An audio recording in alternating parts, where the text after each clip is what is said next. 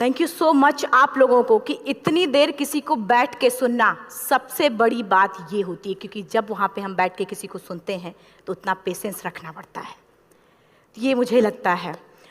और एक्चुअली मैं 26 साल की हूँ। 2011 में चलती ट्रेन से मुझे कुछ बदमाशों ने, मैं वॉलीबॉल चैंपियन भी रह चुकी हूँ, 2011 में चलती ट्रेन से मुझे बदमाशों ने एक गोल्ड चेन पहनी थी, चलती ट्रेन से मुझे उठा के बाहर फेंक दिया था। लखनऊ से दिल्ली आ रही थी मैं। कंपार्टमेंट में बहुत सारे, जनरल कंपार्टमेंट था, बहुत सारे लोग थे, किसी ने मना नहीं किया। एक प्लेयर का जो स्पिरिट होता है वो अपने आप, जब कोई छीनने की कोशिश करता कुछ भी, वो देता नहीं है। तो मेरे में भी था, मैंने मना किया और उन्होंने मुझे चलती ट्रेन से, वो 4-5 थे, उन्होंने बाहर फेंका। दुर्भाग्य ये था कि उसी समय दूसरी ट्रैक से ट्रेन आई और मैं उस ट्रेन में टकराई, फिर नीचे गिरी। दोनों ट्रेनें निकल गईं। कुछ देर बाद मैंने हाथ को ऐसे रख के उठने की कोशिश किया तो देखा कि मेरा पैर कट चुका था। थाई को उठा के देखा, मेरा पैर ऐसे जीन्स में लटका हुआ था, ब्लड फोर्सफुली निकल रहा, दूसरे पैर की हड्डियाँ टूट टूट के बाहर निकल चुकी थी। पूरी रात मैं चिल्लाती रही ट्रैक पे, छोटे छोटे पत्थर होते ऐसे चिल्लाती रही कि कोई बचा ले, कोई नहीं आया बचाने। और जब पूरी रात चिल्लाते चिल्लाते इतना कि मुझे दिखाई भी देना बंद हो गया, जब ट्रेन आता था तो वाइब्रेट होता था। इतना ही नहीं, फ्री का इनविटेशन भी लोगों को मिल गया था, कुछ लोगों को। ट्रैक पे आपने ट्रेन की ट्रैक पे छोटे छोटे चूहे देखे होंगे, मेरे कटे हुए पैर पे आग के मेरे पैर कुतर रहे थे। मैं ब्रेन कॉन्शियस मेरा पूरा काम कर रहा था मेरे, लेकिन बॉडी में कोई भी मूवमेंट नहीं था। पूरे पल में वही चीज़ें सोच कि कैसे मैं अपने आप को कैसे बचा पाऊँ। लेकिन करीब पूरी रात ऐसे बीता। सुबह गांव वालों ने मुझे बरेली डिस्ट्रिक्ट हॉस्पिटल यूपी में है, वहाँ पे हुआ था ये। सुबह गांव वालों ने मुझे उठाया, डिस्ट्रिक्ट हॉस्पिटल ले जाके रखा। तो फार्मासिस्ट, डॉक्टर, सीएम, जितने लोग थे आपस में बातें कर रहे हैं, अरे हमारे पास तो एनेस्थीसिया नहीं है, ब्लड नहीं है, इसका इलाज शुरू करें तो हम कैसे करें। मुझे भी नहीं दिखाई तो नहीं, लेकिन मेरा सुनाई दे रहा था सब कुछ वहाँ पे। कहाँ से हिम्मत आई मुझ में, मुझे भी नहीं पता। मैंने बोला वहाँ पे कि सर जब मेरा पूरा पैर कटा, तब मैंने इतनी देर रेलवे ट्रैक पे थी, मैं उस चीज़ को बर्दाश्त किया, तो अभी तो आप मेरे अच्छे के लिए मेरे पैर काटेंगे। शायद आपको यकीन नहीं होगा, या फिर कभी आप लोगों ने ये चीज़ नहीं देखी, कोई डॉक्टर या फार्मासिस्ट अपना ब्लड दे के किसी पेशेंट को बचाया। मेरी इस बात को सुनने के बाद वहाँ के डॉक्टर और फार्मासिस्ट दोनों ने एक एक यूनिट ब्लड दिया और मेरे पैर को बिना एनेस्थीसिया अलग कर दिया गया। आज भी मैं उस दर्द को महसूस करती हूँ। जब भी मैं जब बोलती हूँ तब मैं वो चीज़ें महसूस करती हूँ। उसके बाद जब बात मीडिया में आई, लोगों को पता चला कि रिमा नेशनल प्लेयर है, KGMC king George medical college Lucknow में एडमिट करा, लखनऊ से फिर sport minister, AIIMS trauma centre Delhi. तब तक सब ठीक ठाक चल रहा था, प्लेयर होने की वजह से अच्छा ट्रीटमेंट मिलना शुरू हुआ। करीब 4 महीने मैं एम्स में रही। एम्स में रहने के बाद जब मैं थोड़ा ठीक हुई, करीब 25 दिन बाद जब ठीक हुई, न्यूज़पेपर में गोल गोल लिख के आ रहे कि अरुणिमा के पास टिकट नहीं था, अरुणिमा ट्रेन से कूद गई। उसका खंडन किया घर वालों ने, फिर बोला कि अरुणिमा सुसाइड करने गई थी।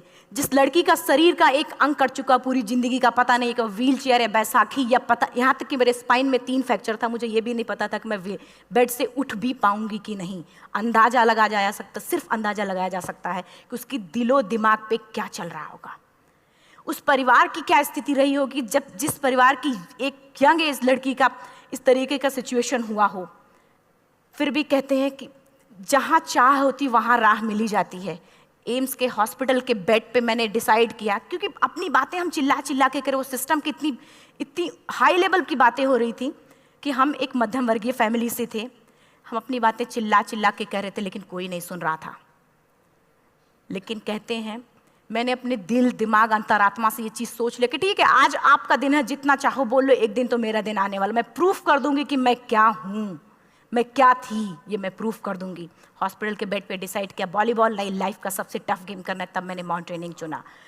जब मैंने माउंटेनिंग कहने और करने में बहुत फ़र्क होता है। जब मैंने माउंटेनिंग की बात सोची और लोगों के सामने, सबसे बड़ी चीज़ थी सही गाइडेंस में ट्रेनिंग लेना, दूसरा स्पॉन्सरशिप। इतना बड़ा एक साथ तो मैंने 40 से 50 लाख मैंने वाकई में कभी नहीं देखे थे पहले। मेरे लिए बहुत बड़ी चीज़ थी वो इकट्ठा कर पाना। जब मैंने लोगों के सामने रखा कि मैं माउंटेनिंग करना चाहती हूँ, एवरेस्ट के लिए मुझे ट्राई करना है, हर किसी ने मुझे बोला कि क्या है, पागल हो चुकी हो क्या, तुम्हारा दिमाग खराब हो चुका, तुम कभी नहीं कर सकती माउंटेनिंग। एक पैर आर्टिफिशियल है, दूसरे में रॉड है, और तुम्हारा दिमाग खराब है, स्पाइन में भी फ्रैक्चर है, तुम पागल होगे, चुपचाप कोई नौकरी करो, जीवन यापन करो। क्योंकि लोगों का सबसे बड़ा प्रॉब्लम ये होता, लोग फिजिकल देखते, पैरों को मेरी अंतरात्मा में क्या चल रहा था वो तो किसी को पता ही नहीं था। मुझे लगता है कि आज यहाँ पे मैं भी सुबह से देख रही हूँ, इतने अच्छी अच्छी चीज़ें मैंने सीखी यहाँ पे। बहुत बड़े बड़े स्पीकर को शायद आप लोगों ने भी सुना, आज मैं भी आपको यहाँ पे कि चाहे जितना मोटिवेट करूँ, चाहे जितना चीज़ें मैं बताऊँ, लेकिन मुझे लगता है सबसे बड़ा मोटिवेटर कौन होता, आप खुद। जिस दिन किसी भी लक्ष्य के प्रति आपकी अंतरात्मा जाग गई, आपको कोई नहीं रोक सकता उस लक्ष्य को पाने में। ये मैं किताब से बातें नहीं बोल रही हूँ, ये मैं एक एक पल मैंने मैं कोई भी किताब की बातें नहीं, एक एक पल आज जो मेरा 26 साल का एक्सपीरियंस है वो मैं बता रही हूँ सिर्फ आपको। उसके बाद किसी तरीके से मैनेज किया मैंने। भाई साहब, मेरा परिवार मेरा बैकबोन था। परिवार ने मुझे, भाई साहब ने मुझे कहा कि मैडम बछेंद्री पाल जिन्होंने 1984 में एवरेस्ट समिट किया, उनसे मिलते हैं, वो ज़रूर कुछ ना कुछ करेंगे।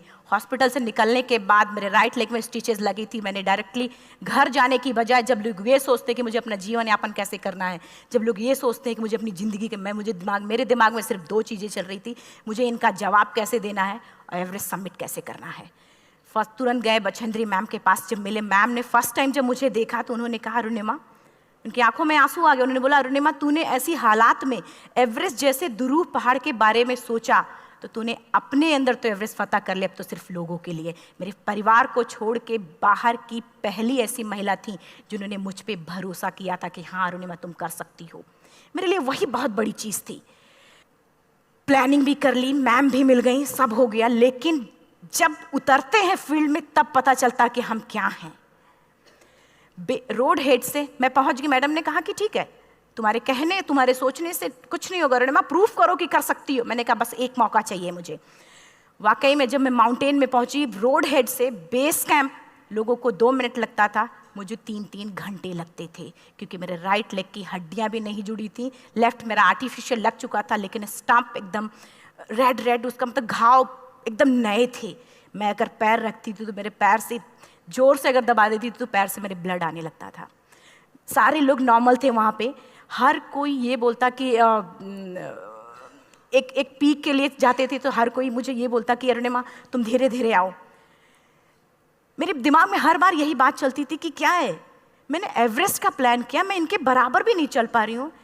खुद से संकल्प लिया कि कोई बात नहीं, एक दिन ऐसा आएगा कि मैं इनसे पहले जाऊँगी। और आपको शायद यकीन ना हो, आने वाले 8 महीने बाद पूरा का पूरा वेट उठा के बेस कैंप से साथ निकलते और टॉप पे पहले पहुंचते। ऐसे करके देखते थे कि अरे ये लोग तो पीछे। खुशी होती थी। उससे भी ज़्यादा मुझे खुशी तब होना शुरू हुआ जब वो सारे लोग आके मुझसे ये पूछते, मैडम खाते क्या हो, बता दो, पैर नहीं है फिर भी कैसे चलते हो। उसके बाद पूरा मुझे स्पॉन्सरशिप मिला। मैं जब एवरेस्ट के लिए गई, मेरे लिए सबसे बड़ा, एवरेस्ट की जर्नी में मेरे सबसे बड़ा चैलेंज यही था कि दूसरे को समझा पाना। मैं नहीं समझा पाती कि भाई मैं कर सकती हूँ। जब मैं एवरेस्ट के लिए, शेरपा होता, शेरपा को जब ये बात पता चला कि मेरा प्रोस्थेटिक लेग है, आर्टिफिशियल लेग है, दूसरे में रॉड, बोला नहीं ले जा सकता, इसकी वजह से तो मेरी भी जान जाएगी। मैडम ने, हमने सबने कन्विंस किया किसी तरीके से। मन वाकई में जो टीवी में हम और उसमें फोटोज़ में देखते हैं, ब्लू और ग्रीन आइस, हिला देने वाला होता। जितना सुंदर दिखता उतना ही हिला देने वाला होता। जब मैं, हमारे ग्रुप में 6 लोग थे, रॉकी एरिया तक मैं सबसे पहले थी, लेकिन जैसे ही मैं ग्रीन और ब्लू आइस में गई, मेरा आर्टिफिशियल लेग स्लिप कर जाता था। फ्रंट पॉइंटिंग से, जब मैं फ्रंट क्रैम्पोन से फ्रंट पॉइंटिंग मारती थी, लेफ्ट से पेन होता था तब भी करते, लेकिन आर्टिफिशियल जैसे फ्रंट पॉइंटिंग मूव हो जाता, मेरा पैर ही मूव हो जाता था। शेरपा मुझे बोला नहीं हो सकता अरुणिमा, ज़बरदस्ती मत करो। मैंने कहा कुछ नहीं, ये मेरा पैर है, मैं जानती हूँ कैसे चलेगा। फाइनली 1, 2 बार, 3 बार करने, 4 बार, 5 बार होल हो जाता था। आइस थोड़ा टूट के निकलता था तो मैं वहाँ पैर रख के जाती थी। कैंप 3 तक ठीक था, प्रॉपर एक्लेमेटाइज किया अपने आप। कैंप 3 तक जनरली गए। बात जब कैंप 3 के ऊपर की होती है, साउथ कोल समिट, अच्छे माउंटेनियर, अच्छे दिलेर के हौसले धरे के धरे तब रह जाते हैं जब अपनी आंखों के सामने किसी को मरता देखता है, और दिमाग में बात, जब जिसको डिसीजन मेकिंग, और जब दिमाग में बातें जब ये आने लगती हैं कि अरे जिस चीज़ के लिए हम जा रहे हैं उसी चीज़ के लिए आदमी मर रहा है, इसी चीज़ के लोग लिए मर चुके हैं।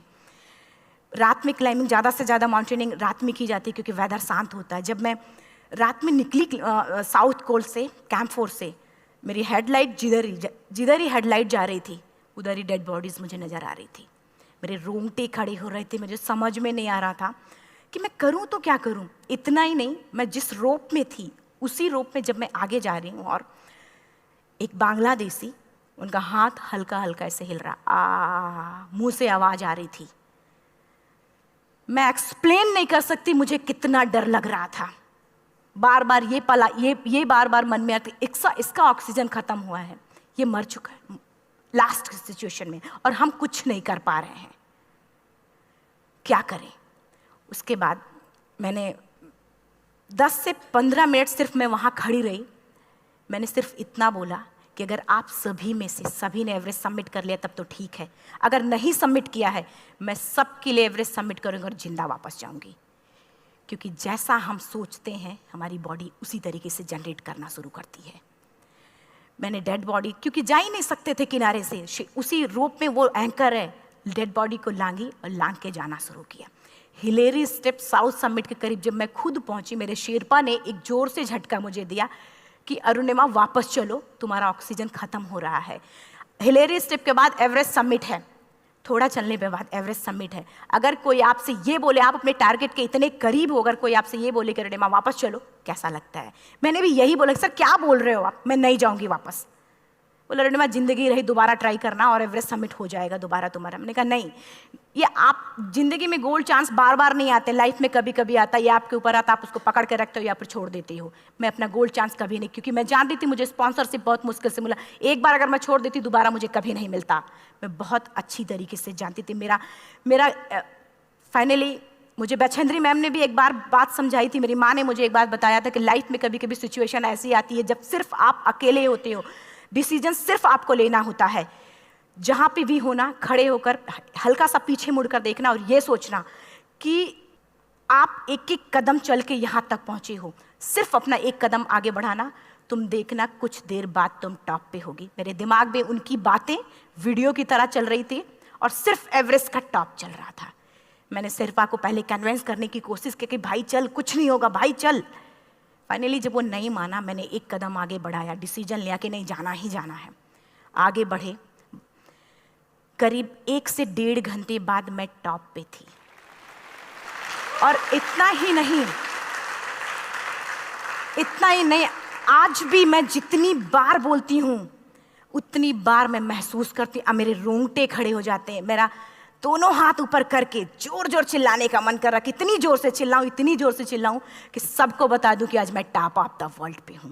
उन लोगों को बता दूं जो लोग ये सोचते हैं, लड़की, दूसरे विकलांग, तीसरे मिडिल क्लास में, जो लोग एक बार हार के फिर दोबारा लड़ना नहीं चाहते, जो लोग हारने के बाद सोचते हैं कि हम दोबारा कुछ कर नहीं सकते, उन लोगों को मैं चिल्ला चिल्ला के टॉप से बताना चाहती थी कि नहीं, आप सब कुछ कर सकते हो, सिर्फ एक सोच की विकलांगता, हैंडीकैप आदमी यहाँ से होता है, यहाँ से नहीं। अगर यहाँ से जो आदमी विकलांग है तो नॉर्मल आदमी भी विकलांग है, जो अगर यहाँ से विकलांग है।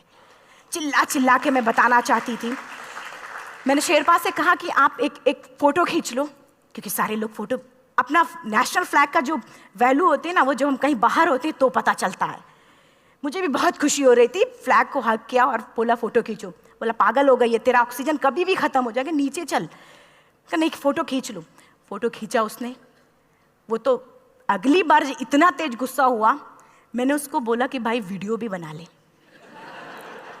8848 की हाइट पे ऑक्सीजन खत्म हो रहा है, आज हम भी हंस रहे हैं आप लोगों के साथ क्योंकि यहाँ पूरा ऑक्सीजन है।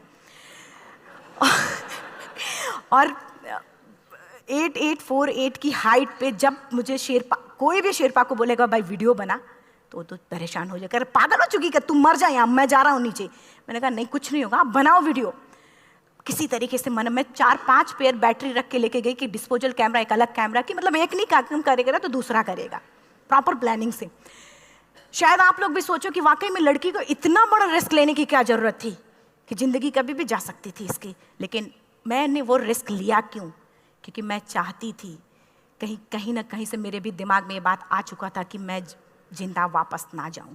मैं चाहती थी कि अगर मैं जिंदा ना जाऊं तो ये वीडियो मेरे इंडिया शेरपा से मैंने यही बात बोली, ये वीडियो अगर मैं जिंदा नहीं जाती हूँ, ये वीडियो मेरे इंडिया पहुँचा देना, मेरे यूथ तक चला जाएगा। क्योंकि मैं चाहती थी कि 11 अप्रैल 2011 को मेरा एक्सीडेंट हुआ, 21 मई 2013 10:55 पे मैं टॉप ऑफ द वर्ल्ड पे थी।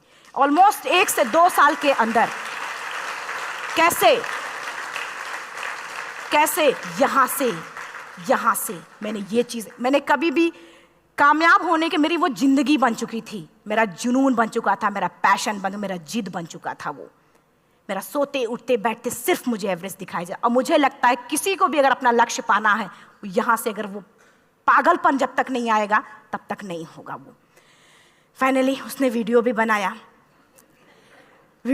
आप बोल रहे फटाफट रोनिमा नीचे भागो। जब मैं टॉप पे थी तो कुछ लोग और भी थे, लेकिन 10:55 पे मैंने एवरेस्ट समिट, 11 बजे के बाद अगर कोई अटैम्प्ट करने की कोशिश करता है उसको सुसाइड अटैम्प्ट बोलते हैं। जैसे ही मैं नीचे चलना शुरू की, मैंने कहा भाई हाँ चल नीचे चलते हैं। ज़्यादा से ज़्यादा मौतें नीचे आते वक्त होती हैं एवरेस्ट पे। जब मैं नीचे आ रही हूँ, थोड़ा दूर ही मैं नीचे चली थी, मेरा ऑक्सीजन पूरी तरीके से ख़त्म। सिर्फ अंदाज़ा लगा सकता कि जब ऑक्सीजन ख़त्म हुआ क्या परिस्थिति रही होगी। मैं ऐसे नीचे गिर गई और शेरपा मुझे बोल रहा कि रोनिमा मुझे यकीन नहीं था कि तू एवरेस्ट सबमिट कर पाएगी, लेकिन फिर भी तूने किया। मैं चाहता हूँ कि रोनिमा जिंदा चल, तू वापस उठ, खड़ी हो। मुझे खड़ा करने की वो कोशिश कर रहा था बार बार, मैं खड़ी नहीं हो पा रही थी, वाकई में दम ही नहीं था। लेकिन फिर भी कहते हैं कि जैसे हमारे नियम होते हैं वैसे ऊपर वाले के भी नियम हैं। उसकी लिस्ट में जब मेरा नाम नहीं है तो वो मुझे नहीं ले जा सकता।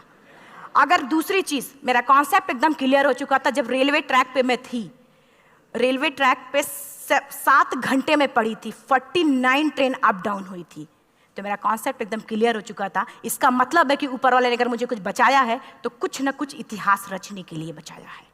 मैंने पॉजिटिव तरीके से सोचा।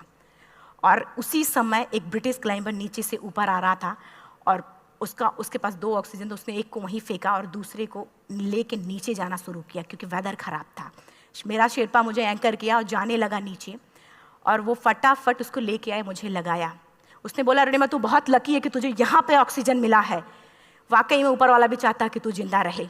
वो मुझे बार बार लकी लकी बोल रहा था। शायद आप लोग में से भी कोई होगा कि जो लक और भाग्य जैसी चीज़ों पे यकीन करता हो, या पता नहीं भी।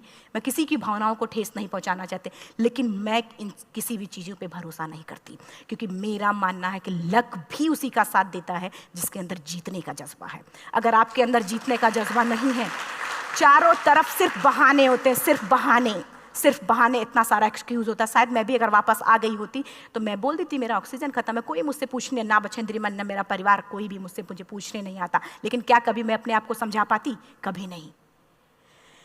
फाइनली जो भी था, लक भाग्य किस्मत में नीचे आ रही थी, बहुत खुश थी। माउंटेन, डेड बॉडीज, मेरा शेरपा, ये लोग थे। मैं किसी से शेयर भी नहीं कर पा रही थी कि अरे मैंने एवरेस्ट सबमिट किया, किसी से शेयर भी नहीं कर पा रहे थे।